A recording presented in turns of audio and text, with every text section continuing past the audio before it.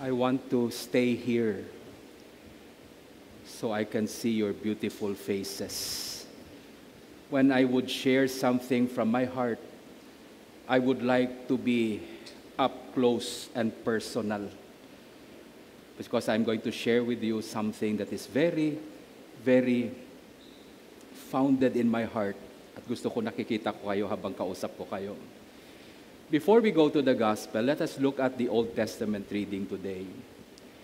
The Old Testament reading reminds us that God is always in the pursuit of His people because He wants to have a relationship with them. Amen? Ang Diyos ay hindi isang Diyos na tumatanggi. Ang Diyos mismo ang naghahanap ng paraan na magkaroon tayo ng relasyon sa Kanya. And we see that in the Old Testament. You know, before they came out of Egypt, they were circumcised. Yung mga Israelites, they were circumcised. Meaning to say, circumcision is the act, okay, whereby they have covenant with God. Now, the relationship with God and Israel is not just emotion. Hindi yan parang feeling lang, you know. It's really a covenant. Pareho ng relasyon ng mag-asawa. Pag sinabi mo mag-asawa, pumunta talaga yan sa harap ng Diyos. And they made a covenant with God that they will love each other for all their life. Ganon din ang Diyos with Israel. So they had a covenant with God. But the thing is, when they went out of Egypt, those who were circumcised, the men who are supposed to be in covenant with God, did not obey God. So what happened was, in the desert, they all died. Yung promise ni Lord na papasok sila sa promised land, it was not fulfilled in them because they refused to obey God.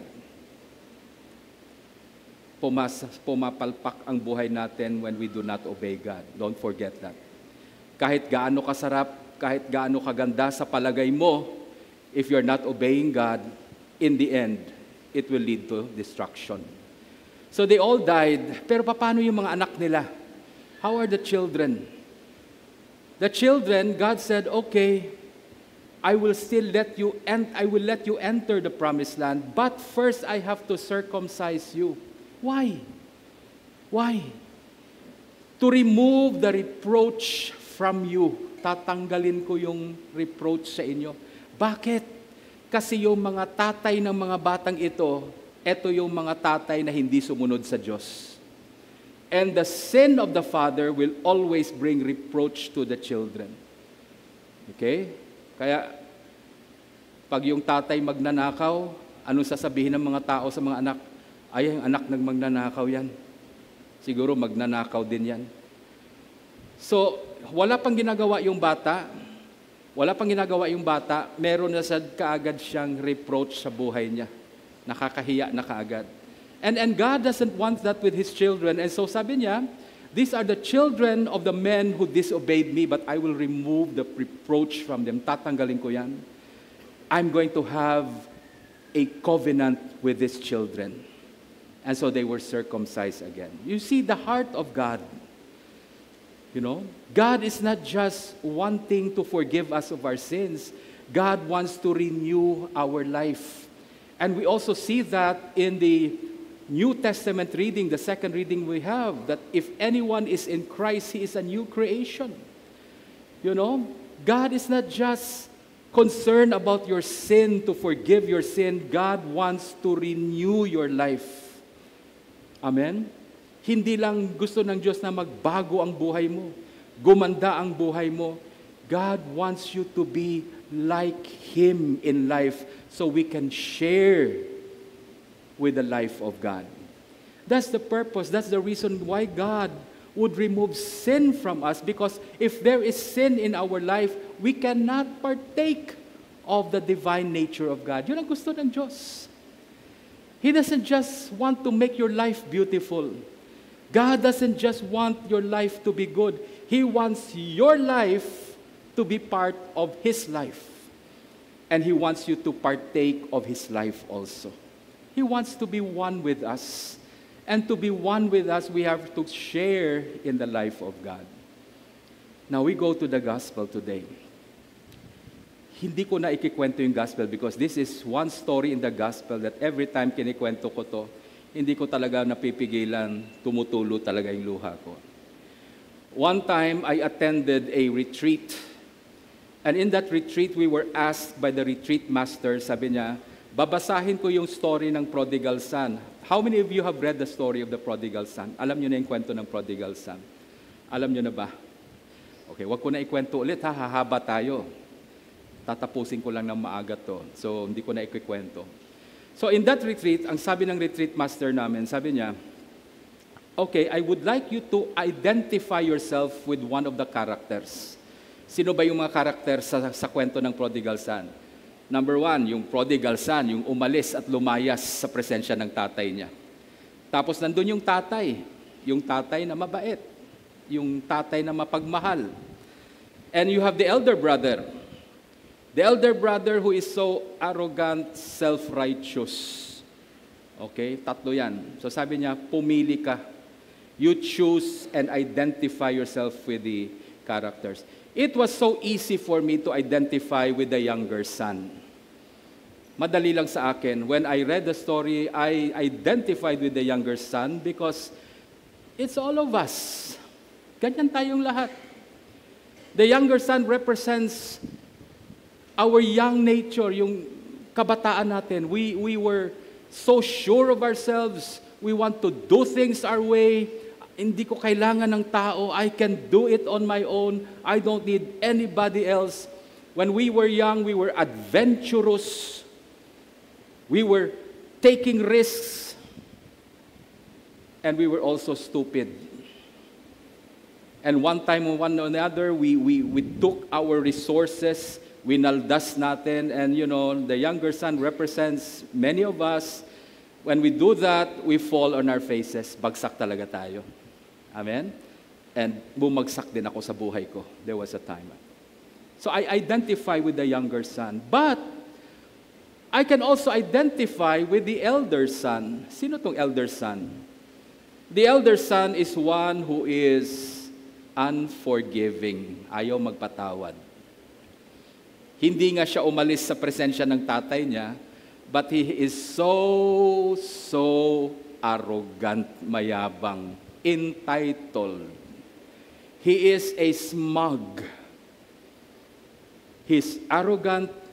He is unforgiving. At ito pang kasalanan ng elder son.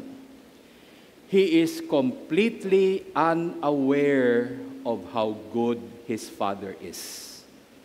Nandyan siya nakatira sa bahay ng tatay niya, pero wala siyang alam kung gaano kabait ang tatay niya. Hindi niya alam. Have we been guilty of that also?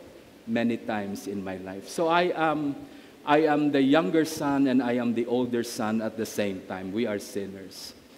But the story of the gospel today is not about the 2 sons. This is the story of a father. A father who is so loving.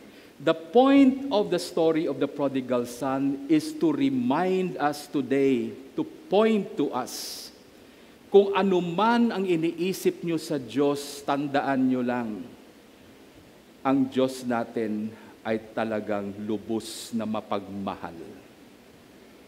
When we sin and we make mistakes, sometimes we have a notion that God is someone who is angry at you.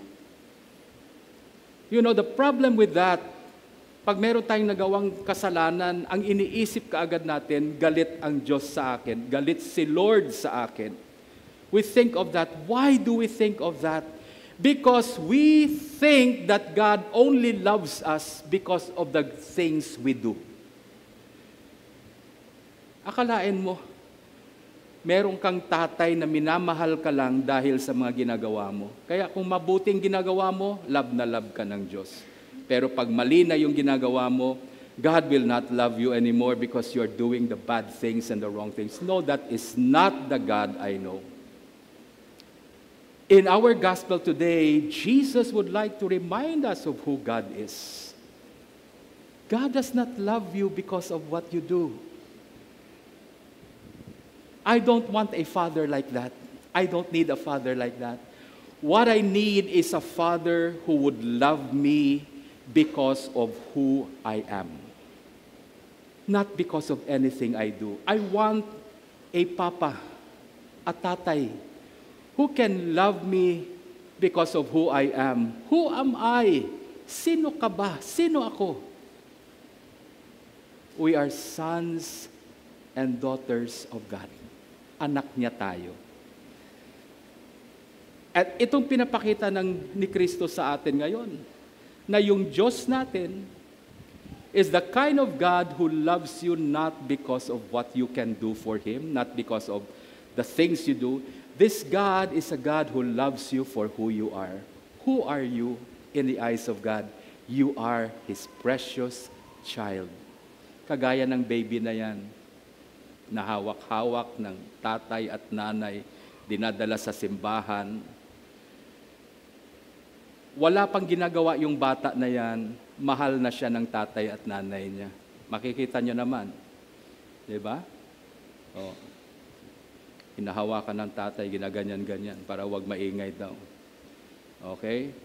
Hindi ako naiirita sa bata na umiiyak sa loob ng simbahan. Okay lang sa akin, so don't worry. That child has not done anything yet. Wala pang ginagawa yung bata na yan. Pero hawak siya ng tatay at nanay niya, mahal na siya ng nanay at tatay niya. It's the same thing with God. That's why this prodigal son, itong batang lumayas, kinuha niya yung mana niya. Alam niyo ba kung kailan niyo makukuha yung mana niyo sa magulang niyo? Ha? In Israel? You only get your inheritance when your parents die. Pag namatay yung magulang mo, pwede mo na kunin yung mana mo.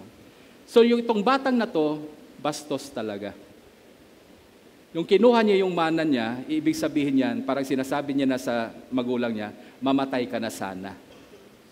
Kasi kinuha niya ng maaga yung mana niya. That's the message. I hope you die early. I want to get my inheritance. Pero tingnan mo yung tatay. Pinagkait ba ng tatay? Sinabi ba ng tatay na hindi ko ibibigay sa ito?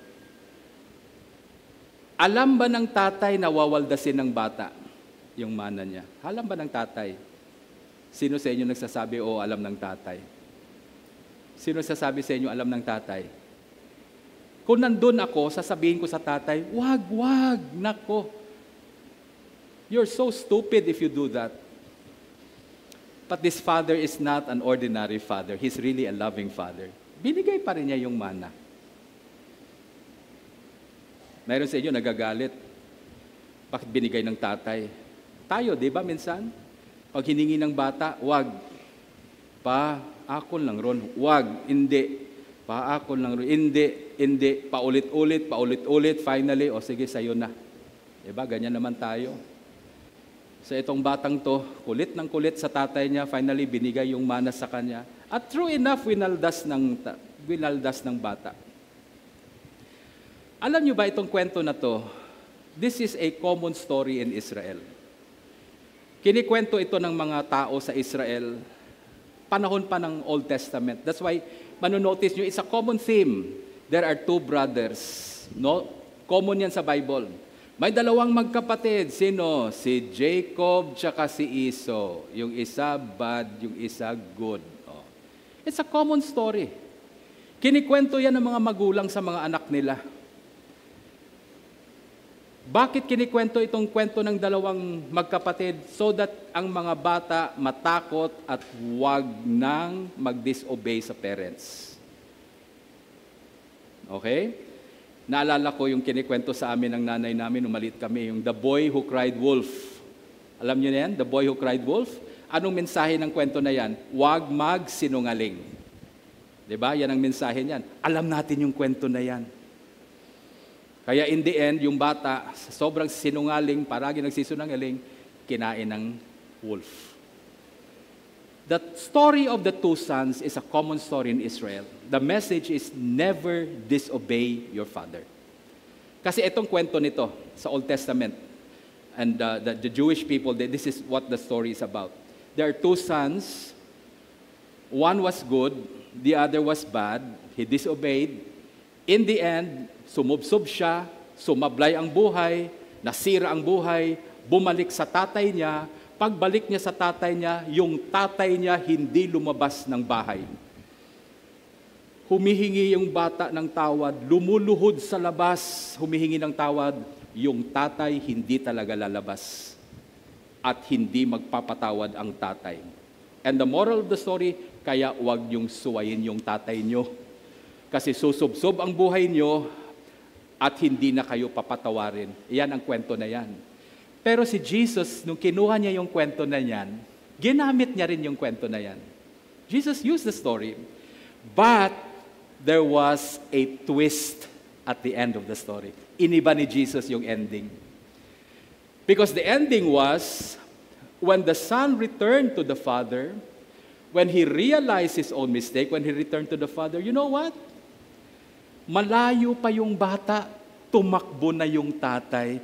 That cannot be done by Jewish people. They will never do that for their children. But Jesus was telling them, not your Father in heaven. Your Father in heaven is not like that. Yes, we have to obey God. We have to follow God. We have to follow His commandments. But even if we fail many times, you are not so far from God that He could not reach you and embrace you again. Yan ang mensahe niyan. In the season of Lent, I pray that all of us would realize this. Would come to terms with ourselves. Would come to realize our sinfulness, realize our arrogance sometimes that we take God for granted in our life. Like the elder son who is not aware of the goodness of his father, nandito sa simbahan palagi, pero akala niya slave lang siya sa simbahan. The elder son. He was with the father all the time, but eto sabi niya sa tatay, I have been a slave to you. Ganyan bang tingin natin sa Diyos? Hindi tayo umalis sa simbahan, nandito tayo, but we feel so entitled to be here.